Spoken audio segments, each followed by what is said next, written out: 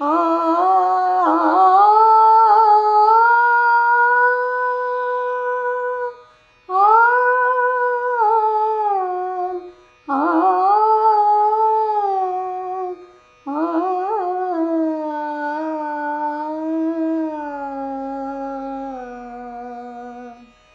बिजुरी चमके बरसे, बिजुरी चमके बरसे, मेहरबा आई बदरिया, गरज गरज मोहे अतहि डरावे, बिजुरी चमके बरसे, घन गरजे घन बिजुरी चमके, घन गरजे घन बिजुरी चमके, पपिहा पिहु की टेर सुनावे, कहाँ करूँ कित जाऊँ मोरा जियरा तरसे, बिजुरी चमके बरसे, बिजुरी चमके, बिजुरी चमके, बिजुरी चमके बरसे। नमस्कार, मैं हूं उमेश भारद्वाज और आप देख रहे हैं स्कूल खबर। स्कूल खबर के स्पेशल सेगमेंट विजय पथ में आपका स्वागत है। विजय पथ में इस बार हम बात करेंगे संगीत की और उसकी दुनिया की। संगीत की दुनिया क्या है, संगीत की दुनिया में जाने के बाद आपको पहला कदम कैसे रखना है और यहां आने के बाद आगे कैसे बढ़ना है, सफल कैसे होना है, इन तमाम बातों पर हम बात करेंगे। बहुत सारी चीजें ऐसी हैं, संगीत आप सुनते आए हैं, देखते आए हैं, लेकिन उसको कैसे सीखा जाए, उसमें कैसे आगे बढ़ा जाए, करियर कैसे बनाया जाए, उससे इनकम कैसे की जाए, क्या उससे हम अपने भविष्य बेहतर बना सकते हैं, इन तमाम सवालों के जवाब आपको हम एक एक करके देंगे। और हमारी कोशिश ये रहेगी कि इस कार्यक्रम के जरिए हम आपके उन तमाम सवालों तक पहुंचे जहां तक आप पहुंचना चाहते हैं। तो आइए शुरू करते हैं संगीत की ये यात्रा।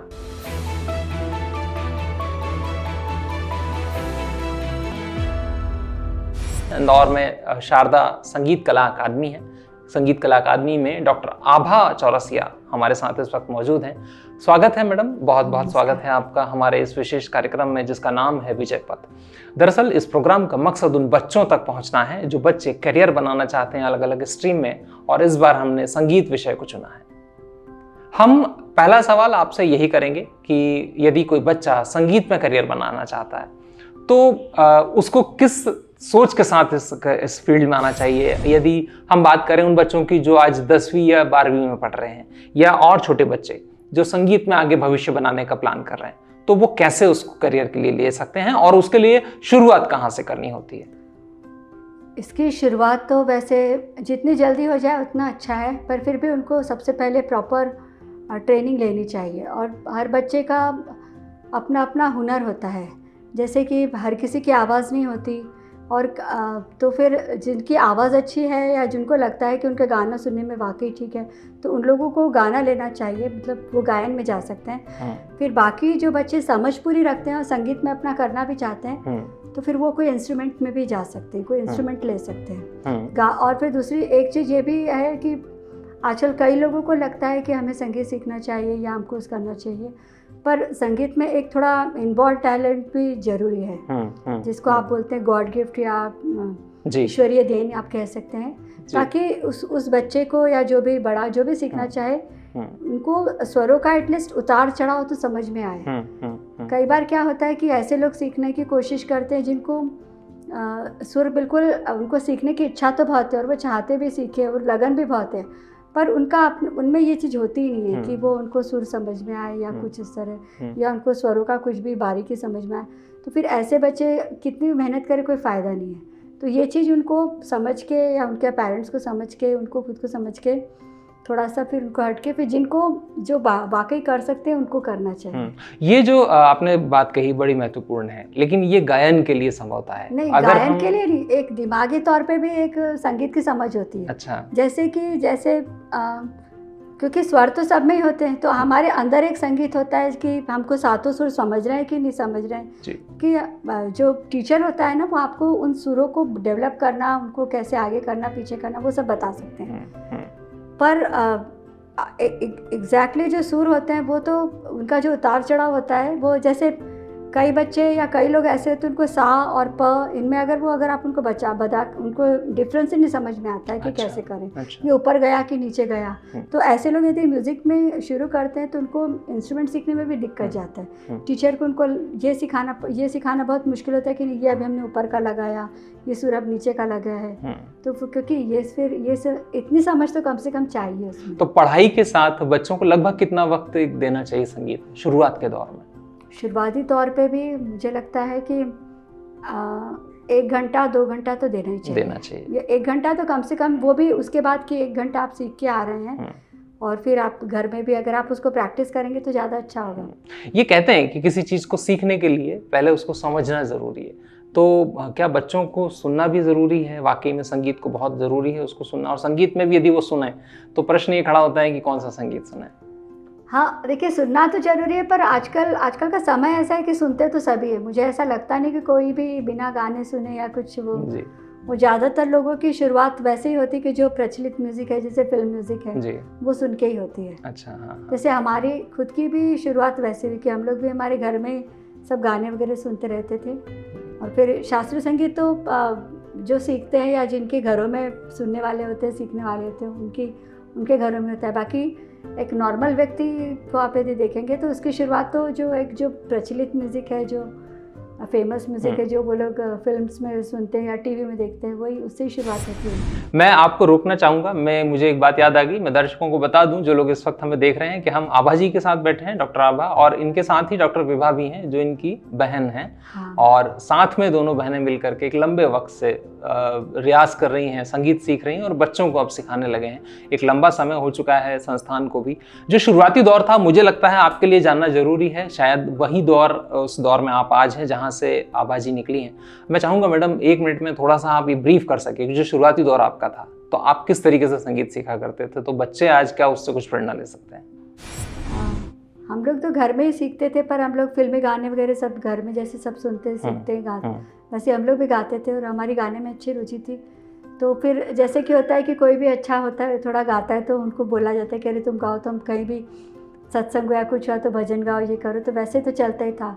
फिर हमारे घर में खरगोनकर सर आते थे, तो वो ऐसे पापा के पास आया करते थे नीचे, हम लोग की शॉप थी, तो उन्होंने बोला कि इनका गाना अच्छा है, तो उनको फिर म्यूज़िक कॉलेज में एडमिशन करवा दो। तो फिर पापा ने हमको म्यूज़िक कॉलेज में एडमिशन करवा दिया। अच्छा।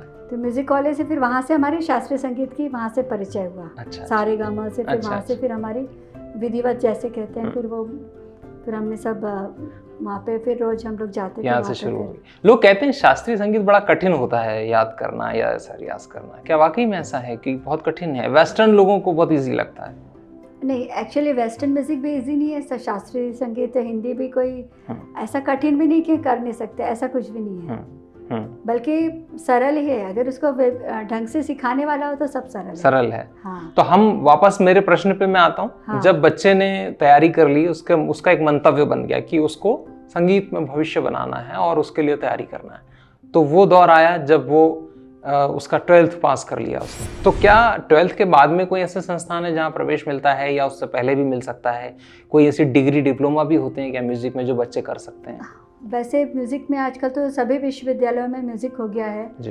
तो इंदौर में भी है, और फिर नहीं तो प्राइवेट कॉलेजेस में भी होता है। फिर जैसे खैरागढ़ यूनिवर्सिटी के, फिर मानसिंह तोमर यूनिवर्सिटी के, इन सब के कॉलेजेस भी होते हैं जहाँ पे आप डिग्री डिप्लोमा दोनों कोर्सेज होते हैं। तो उसमें डिग्री कोर्सेज भी होते हैं और डिप्लोमा कोर्सेज भी होते हैं। अच्छा, यानी वो 3 से 5 साल का जो दौर है वो पूरा करना होता है। 5 साल का वो पूरा, 3 साल का आपको ग्रेजुएशन का लगता है और 2 साल का पोस्ट ग्रेजुएशन का।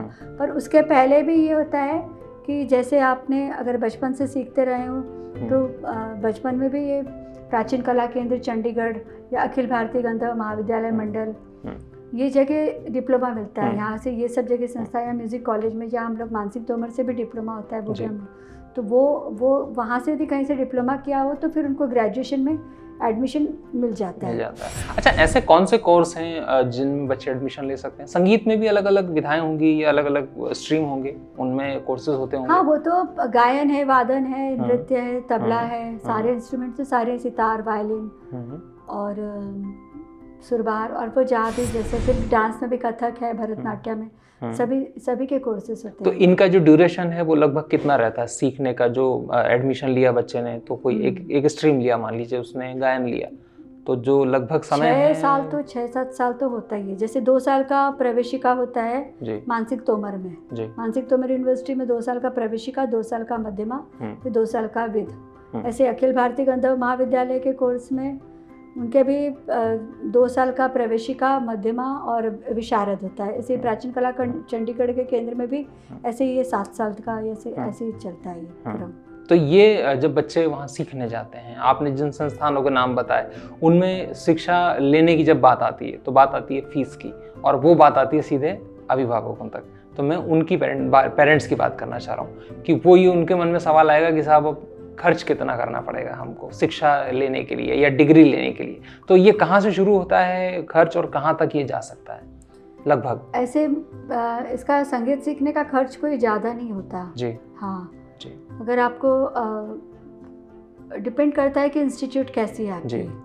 तो भी आजकल भी जैसे एग्ज़ाम्स वगैरह, तो यूनिवर्सिटी के चूँकि जो एग्ज़ाम्स है तो वो थोड़ी सी कॉस्टली होती है, तो वो उनके फॉर्म्स वगैरह, जो एग्ज़ाम फॉर्म वगैरह, वो 1000 से शुरू होकर ऐसे हो जाते हैं। बाकी क्लासेस तो आपको 500-1000 से लेके फिर आगे 2000 तक की क्लासेस अलग अलग हो जाती है। और जो पूरा बच्चा कोर्स करता है, हाँ, डिप्लोमा लेके या डिग्री लेके जब वो निकलता है, तब तक कितना खर्च एक लगभग होता होगा? खर्च एक अंदाजा नहीं, एक अंदाजा कि इतना खर्च लगभग हो सकता है। एक्चुअली ये सब चीज़ें इंस्टीट्यूट पे डिपेंड करती है, तो बताना मुश्किल है। हाँ, वही बात है। अच्छा, हाँ। अच्छा। क्योंकि अगर जैसे आप ये एक चीज़ गवर्नमेंट कॉलेज से करेंगे तो वहाँ पे एकदम अलग होगा, या कोई प्राइवेट इंस्टीट्यूट से करेंगे तो फिर वहाँ पे उसका खर्चा अलग होगा। अच्छा, बहुत सारे अभी जैसे हमने सुना चेन्नई में एक म्यूजिक थेरेपी के लिए कोई संस्थान है। हाँ। तो ऐसा म्यूजिक थेरेपी में भी क्या बच्चे करियर बना सकते हैं? कुछ ऐसा है? क्योंकि लोग समझना चाहते हैं, जानना चाहते हैं कि क्या म्यूजिक थेरेपी भी वाकई में कहीं स्थापित है, या अभी इसका शुरुआती दौर है और इसमें अभी बहुत काम होना बाकी है?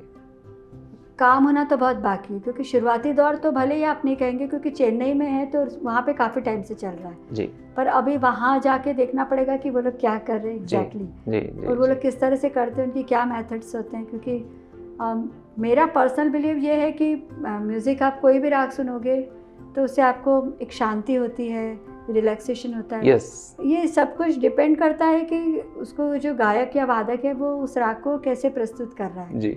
हो सकता है वो उसमें कुछ ऐसी इस तरह की रचना करे कि जो बहुत द्रुत हो, या वो तो वो आपको वो अल्टीमेटली वो कलाकार के ऊपर भी डिपेंड करता है कि वो उस राग के साथ कैसा बर्ताव कर रहा है। या कई राग ऐसे होते हैं जो थोड़ा भी सुनो तो बहुत सूदिंग लगते हैं, तो ऐसा भी। पर मुझे भी थोड़ा समझ भी नहीं वही होता है कि इससे हाइपरटेंशन या ये सब चीज़ें, तो क्योंकि रिलैक्सेशन बहुत हो जाता है म्यूजिक अगर आप लगा के सो जाओ जी, या आप तो आपको बहुत ऐसा बिजी हो जाता है माइंड आपका, एकदम काम आप फील करते हो जी।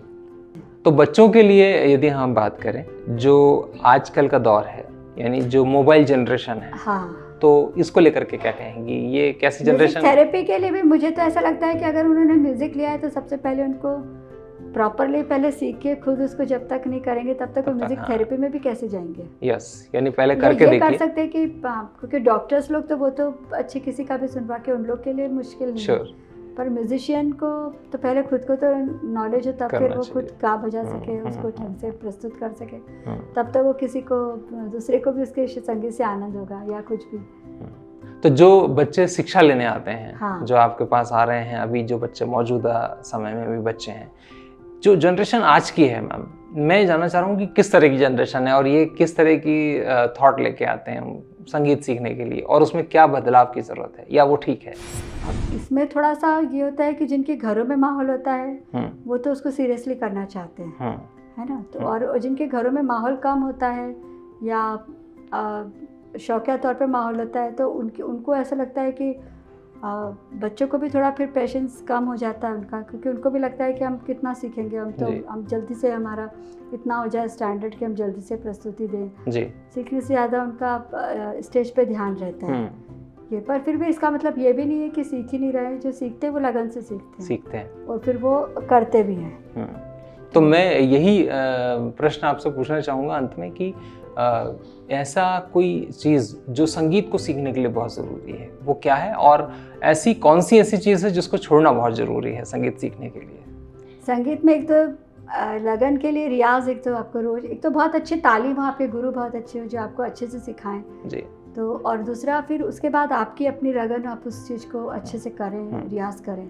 सबसे बड़ी चीज़ आपकी रेगुलरिटी रियाज में जो चाहिए ना, एक पेशेंस भी चाहिए कि आपको इसको सीखने में समय लगता है। पर मेरे को लगता है कि धैर्य जो है वो खत्म है, मुझे लगता है आजकल के जो दौर है, बच्चों का जो दौर है, थोड़ा सा प्रॉब्लम है कि जो धैर्य है वो खत्म हो चुका है। तो इसीलिए जैसे अब जैसे अगर अपन कहें कि महाराष्ट्रियन परिवार होते हैं या बंगाली जिनके घरों में म्यूजिक होता है या जिनके, तो उन लोग को तो फिर भी पता होता है कि हमारे को ऐसे, पर बाकी जो नॉर्मल जो समाज है जो कि हमारे यहाँ का जैसे अपने, तो वहाँ पे उन लोगों को पेशेंस थोड़ा और रखना चाहिए बच्चे भी अच्छा सीख सके। वैसे बच्चे कर रहे हैं कोशिश उनकी तरफ से, पर पेरेंट्स उनको बहुत सारी चीज़ों में इनग्रास कर देते हैं ना, तो वो थोड़े मुश्किल हो जाती है। जैसे छोटे बच्चे होते हैं, तो अगर 3rd, 4th, 5th के बच्चे जैसे होते हैं, तो उनके साथ क्या होता है कि उनके लिए म्यूज़िक भी कई बार एक क्लास होकर रह जाता है।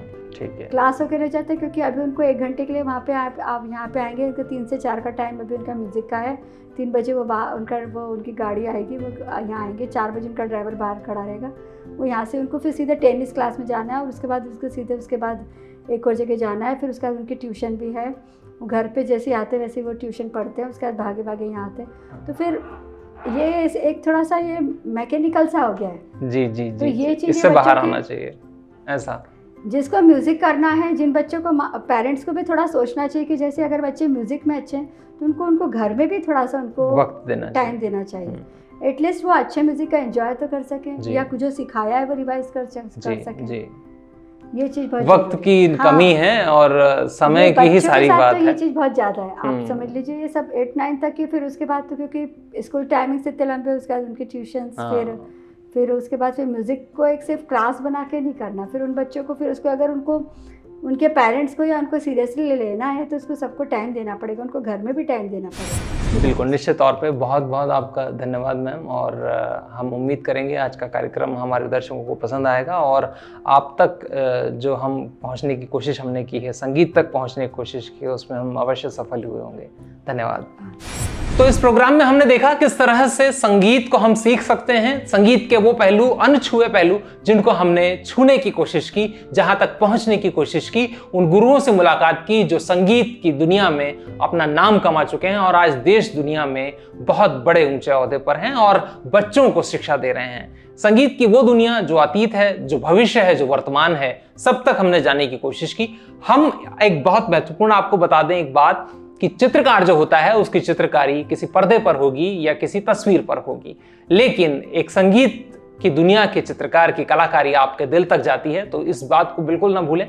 आप जब संगीत सीखते हैं तो एक अच्छा संगीतकार बनें और अपना नाम कमाएं, अपने माता पिता का नाम कमाएं और अपने देश का नाम कमाएं। हमारी यही कोशिश है। ये स्क्रीन पर जो आपको नंबर दिख रहे हैं, जो मेल आईडी दिख रहा है, आप इस पर जरूर अपना रिप्लाई अपना भेजें, अपना फीडबैक हमें दें, अपनी प्रतिक्रिया दें, ताकि हम उन पर काम करें और इस कार्यक्रम को बेहतर बनाएं। हमारी कोशिश यही है कि हमारे चैनल के जरिए, यूट्यूब के जरिए, जो हमारा चैनल है स्कूल खबर, उसके जरिए आप तक एक से एक बढ़कर प्रोग्राम दिए जाएं और उन तक पहुंचने की कोशिश की जाए जो मुद्दे अभी तक अनछुए हैं, यहाँ जहां तक लोग पहुंच नहीं पाए हैं।